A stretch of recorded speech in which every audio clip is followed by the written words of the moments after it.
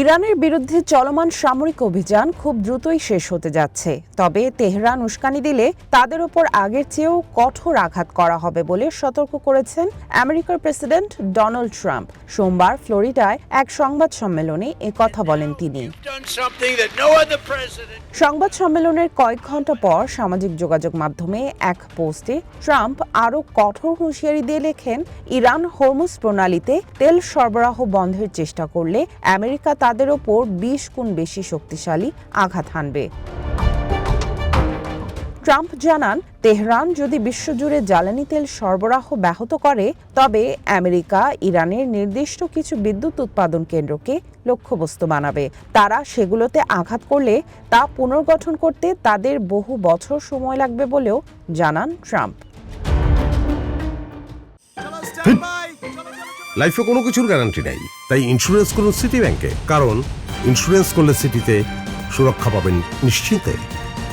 ট্রাম্পের এই বক্তব্যের কড়া প্রতিক্রিয়া জানিয়েছে ইরানের Islamic revolutionary guard corps.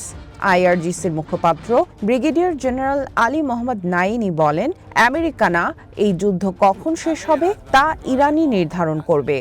IRGC এক বিবৃতিতে বলেছে, এই অঞ্চলের সমীকরণ এবং ভবিষ্যতের অবস্থা এখন তাদের সশস্ত্র বাহিনীর হাতে। আমেরিকান বাহিনী যুদ্ধ শেষ করবে না।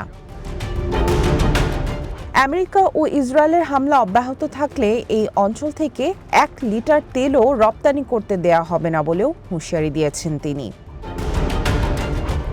আলী মোহাম্মদ নাইনি বলেন, গোলাবারুদ ফুরিয়ে যাওয়ায় নিজেদের লজ্জাজনক পরাজয় আড়াল করতেই যুদ্ধ শেষের কথা বলেছেন ট্রাম্প। নিজেদের সামরিক সাফল্যের কাল্পনিক তথ্য প্রচার করছেন। আমেরিকা ও ইসরায়েলের হামলায় ইরানের ক্ষেপণাস্ত্র শক্তি পঙ্গু হয়ে গেছে বলে ট্রাম্প যে দাবি করেন তা প্রত্যাখ্যান করে নাইনি জানান, যুদ্ধের শুরুর দিনগুলোর চেয়ে এখন আরও বেশি সংখ্যায় ক্ষেপণাস্ত্র ছোড়া হচ্ছে। এমনকি এখন যেসব ক্ষেপণাস্ত্র ব্যবহার করা হচ্ছে সেগুলোর এক একটির ওজন 1 টনেরও বেশি। সামিয়া জান্নাহ, ওয়ান ইন্টারন্যাশনাল ডেস্ক।